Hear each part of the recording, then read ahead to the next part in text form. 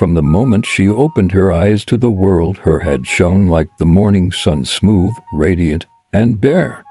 But in her village, beauty was measured by the length of a girl's hair. Long braids meant pride. Full curls meant charm. A bald head meant shame. Nena was the daughter of Mama Yugo, a widow who sold firewood by the roadside. Though her mother loved her more than her own breath, the village children laughed each time Nena passed. See her head. Like a calabash, they jeered. When rain falls, it will slide straight to her eyes. She will never marry, even the lizards will refuse her bride price. Their laughter followed her everywhere, like the sound of drums at a masquerade she was not invited to. When she turned 15, Nena stopped looking at her reflection in the stream.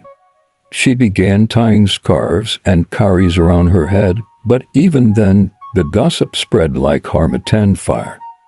The women whispered, "She is cursed. The gods must have taken her hair for a reason." Only Mama Yugo's eyes stayed gentle. "My child," she said, "a bare head does not mean an empty spirit." But her words could not fill the hole mockery had carved in Nena's heart.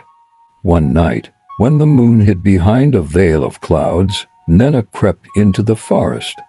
She had heard stories of an ancient witch who lived beneath the roots of the oldest tree. They said she could give anything: beauty, wealth, love, but always at a cost. The villagers called her Yeli, the keeper of forbidden things. Nena's heart pounded like a talking drum as she stepped into the forest. The air was thick and heavy with the smell of damp earth and unseen eyes. Owls hooted. Shadows swayed. And from deep within a voice slithered through the air. "Who dares to walk my path when even the moon has turned its face?" "It is I," Nena stammered, trembling. "Nena of Yumuaku village. I came to beg for beauty, for hair." From the darkness, a shape emerged, tall and wrapped in tattered palm leaves. Her eyes glowed like embers. Her hair flowed endlessly, silver as moonlight, alive like snakes. "You wish for hair?" the witch asked. "Child, do you know what hair truly is? It is pride woven by pain, beauty guarded by burden." "I don't care what it takes," Nena pleaded. "I want to be beautiful. I want them to stop laughing at me."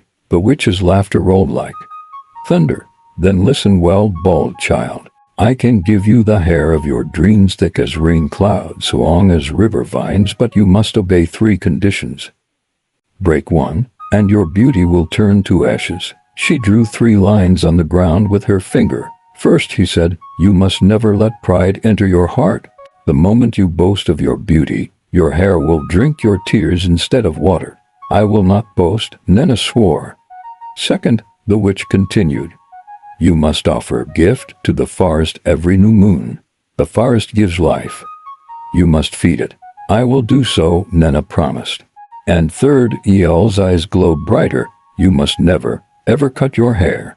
For your hair will be alive, a spirit bound to your soul. Cut it, and you will cut your destiny." Nena agreed. Without another word, Eli blew dark powder into her face. The world spun. When she opened her eyes, her head was no longer bare. Her hair fell in black rivers down her back, rich, full, shimmering under the faint moonlight. "It's real," she whispered, trembling. But the witch was gone. When Nena returned to her village, the people gasped. The same mouths that mocked her now sang her name. "Ah, Nena. So beautiful. Her hair shines like palm oil in the sun. She must be blessed by the gods." Even the sons of wealthy men began to visit her mother's compound, bringing gifts of kola nuts and palm wine. For the first time, Nena smiled without fear. She began to walk with her head high, and soon, she forgot the witch's warning. A month passed, then 2. At the market, women whispered behind her, and she smiled not in pain, but in pride. One afternoon, she stood before the stream and watched her reflection. "I am beautiful now," she said softly. "More beautiful than all of them." That night, as she slept, Her hair began to twist in her dreams. The strands coiled around her neck like vines. She woke gasping, clutching her throat. But when she touched her hair, it was still smooth. The witch's voice echoed faintly in her mind, "Never let pride enter your heart." Nena prayed, but the fear faded with dawn. When the new moon came, Nena remembered the second condition to offer gift to the forest. She took yam and palm oil and went into the woods. But she had forgotten which tree held the witch's dwelling. The forest was darker now, unfamiliar. She placed the food on the ground and whispered, "For you, forest mother. Accept my gift." Then she left.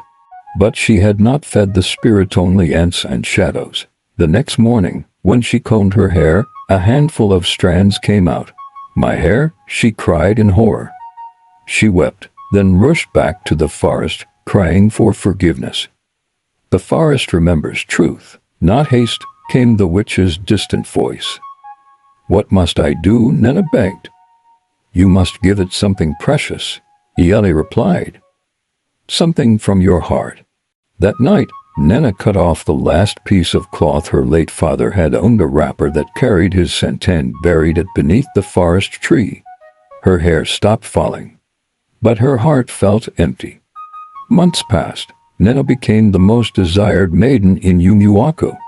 Chiefs' sons fought over her. Songs were sung about her beauty. Mama Yugo watched her daughter's fame grow with silent worry.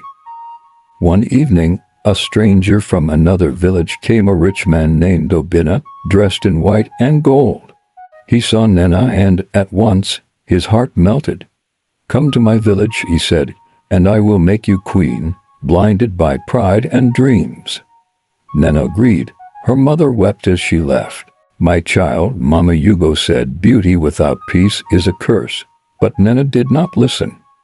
In Obina's compound, Nena lived in comfort: soft mats, sweet fruits, golden mirrors. But each night, her hair grew longer, heavier, hungrier. It tangled around her neck and wrists. It whispered when the moon rose, "Feed me," it hissed, "or I will feed on you." Nena screamed, cutting off a small lock of hair in fear. The moment the blade touched it, her head burned with fire. She fell to the ground as her vision darkened. "You have broken the third condition." The witch's voice thundered inside her skull. When Nena woke, her hair was gone. Her scalp was bare, once more smooth as the day she was born. But her beauty had vanished too. Her skin had turned pale, her eyes sunken from pain. Obina, seeing her, recoiled. "What happened to you? You were beautiful." "I was," Nena whispered, her voice trembling, "until I forgot what beauty truly means." He left her that night. Nena, with her bare head, walked back home barefoot, through the same forest where her vanity began. There, under the ancient tree, she found the witch waiting. "You have suffered enough, child," Ieli said gently. "The world mocked what the gods made pure. And you believed them?" "I only wanted to be loved." Nena wept. "And yet," said the witch, "love that begins with shame will always end in sorrow. Your hair was never your curse, your doubt was." The witch touched Nena's head. A small breeze passed. No hair grew, but the pain in her heart melted away. "Go, Nena," Ieli said softly. "Be proud of the head that carries wisdom, not vanity." When Nena returned to Yumuaku, she no longer hid her head. She walked with grace, her bald scalp gleaming in the sunlight. The same children who once mocked her now followed her, listening to her stories of the forest and the witch. She became a teacher, a woman whose beauty shone not from her hair, but from her heart. And when people asked her, "Why did you never grow your hair again?" she smiled and said, "Because I learned that true beauty does not beg for eyes to see it."